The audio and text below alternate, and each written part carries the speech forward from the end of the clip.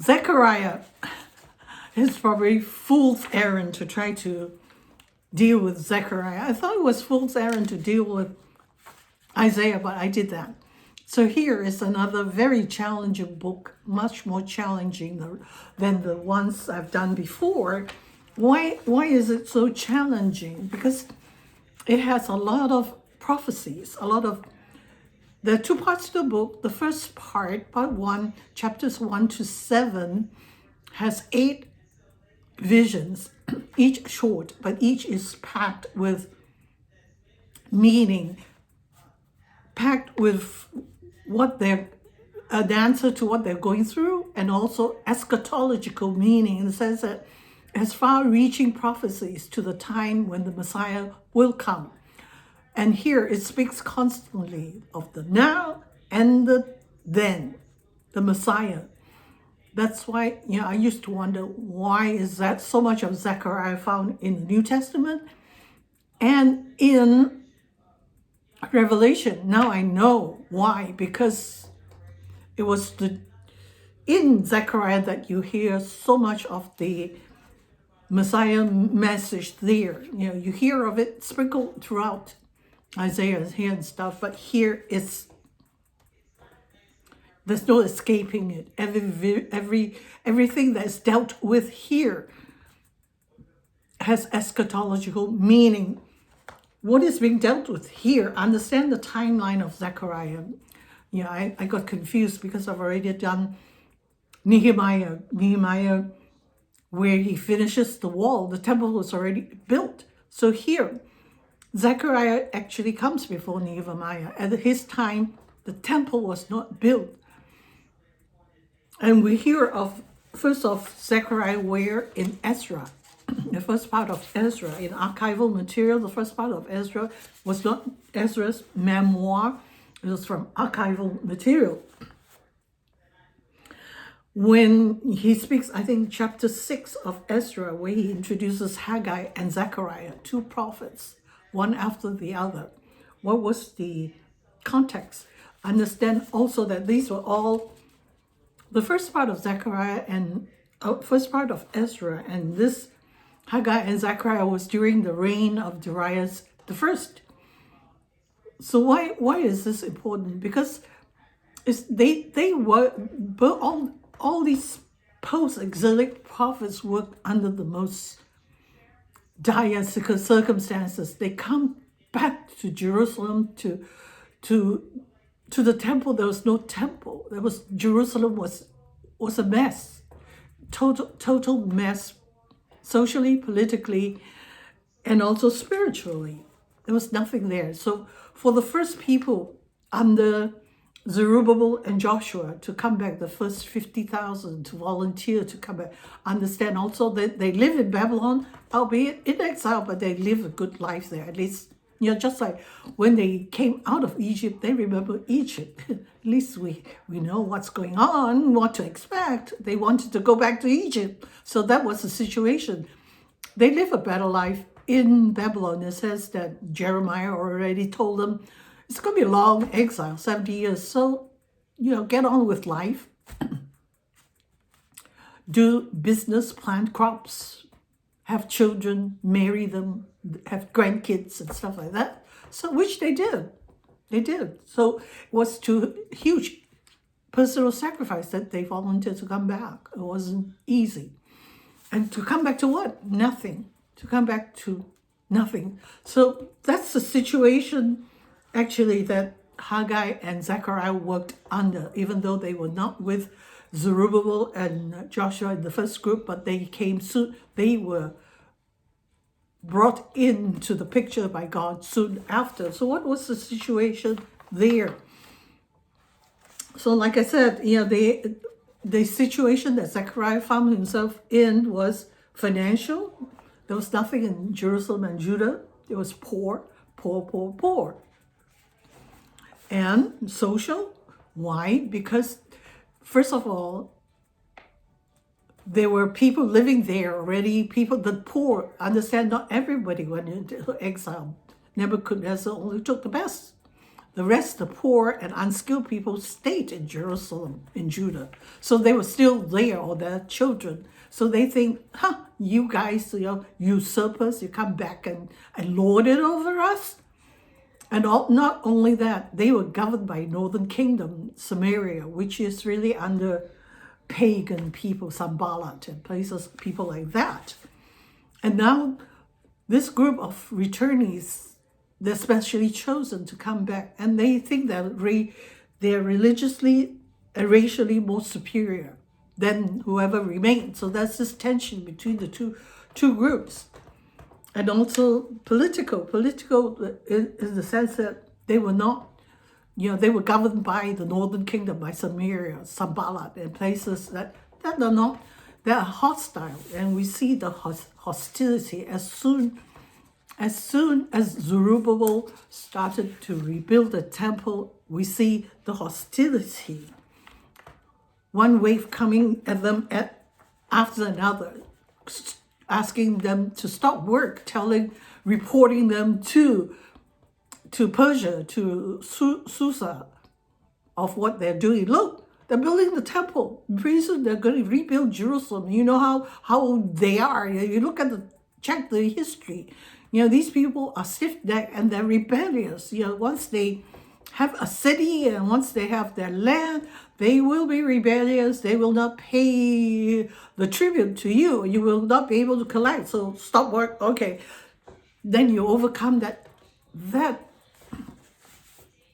hurdle, and then you start work again, and then said stop. Then another ladder goes back and forth, stop again, stop, start, stop, start, stop, until what happens here in Ezra 6. Now Haggai the prophet and Zechariah the prophet, a descendant of Edo, prophesied to the Jews in Judah and Jerusalem in the name of the God of Israel, who was over them. Then Zerubbabel, son of Shealtiel, and Joshua, son of Jozadak, set to work to rebuild the house of the God in Jerusalem, and the prophets of God were with them, helping them. So there was work stoppage for a long time. So much so that Zerubbabel and Joshua said, I give up. They were saying in their minds, maybe it's not the Lord's will to finish the house of the Lord. It's like, oh my.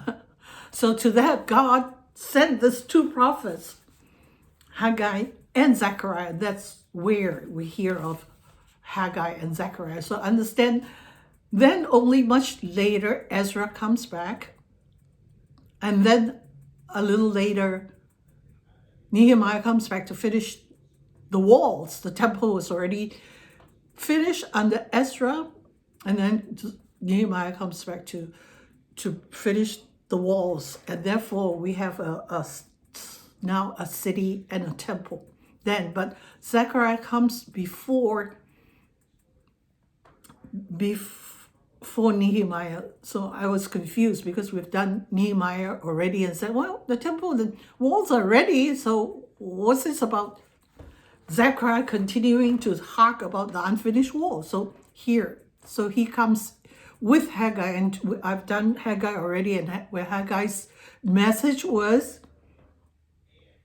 the finishing, the building of the second temple, and the finishing of it is vital. So Haggai, not just for worship and for sacrifices to restart and for their life to continue like before, much more than that, as we will see in Zechariah, why it is so important that the temple be finished and the walls be finished. Much more, it has eschatological meaning. It is to this that the Messiah comes. And when we see Jesus riding on a donkey with it, there's a passage in the Gospels, I think, that say he set his face like a flint towards Jerusalem. It is to Jerusalem he must go to be tried, to be sacrificed, to die and to rise again from there. So it is so vital. So unless someone at this moment, when the temple is half finished, sees this vision, they would not know the implications, but God knows. That's why God sent Haggai. He sent Zechariah. Haggai says, go up the mountains. Get off your butt. Go up the mountains. Bring the timber down. Finish the house of the Lord. That was Haggai's mission.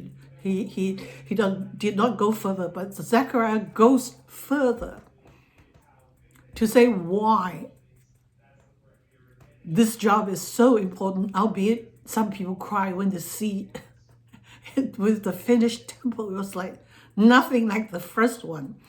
Zechariah 4:10 says, do not despise small beginnings. It looks small, it looks nothing like the first one, but the implications and the reason for its existence has far-reaching consequences for them and for us too.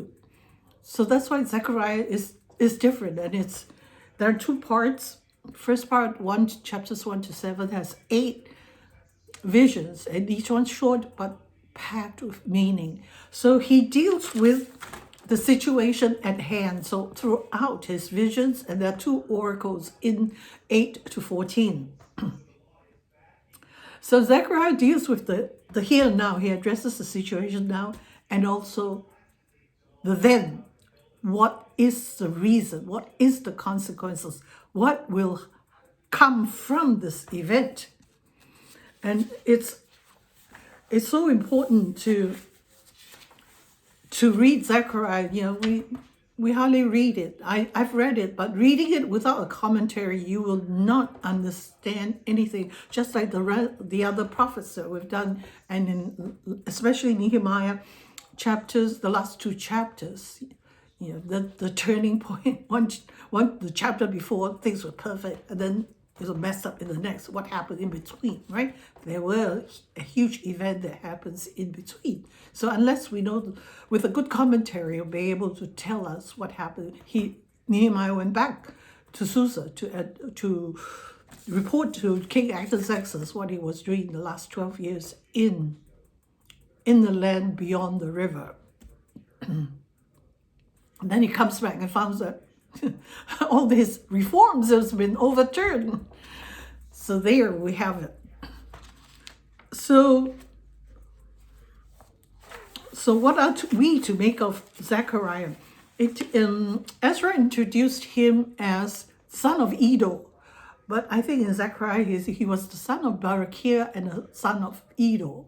Also so Edo really is the grandfather. So regardless. So the question is, was Zechariah a prophet? What is the mark of a prophet? That they have prophecies and it will come true, and then you are the mark of a prophet. But in Zechariah's time, he has prophecies, but it would not be for hundreds of years later that it would be fulfilled. But hindsight, we know now he is a bona fide prophet. So why is the temple so important? And we will read and study it to realize why it's so important. Like I said, it is to this temple that it mentions here in Zechariah, the branch. The branch, remember the branch? Out of the stump of Jesse will come a shoot, and that's the branch. The branch is, when we hear of the branch, we always know that's the Messiah. So Zechariah chapter 4:10 speaks of the day of small things. Do not despise days of small things. So the 2 important people there is Zerubbabel and Joshua. What happened to them? We will find out. They are as important as any other. And remember also the kings of the Persian kings, Cyrus, and Darius, Xerxes, Artaxerxes. So Haggai and Zechariah ministered in the time of Darius. And Darius' time was kind of tumultuous too. He had to fight to gain his position. So it was not all hunky-dory.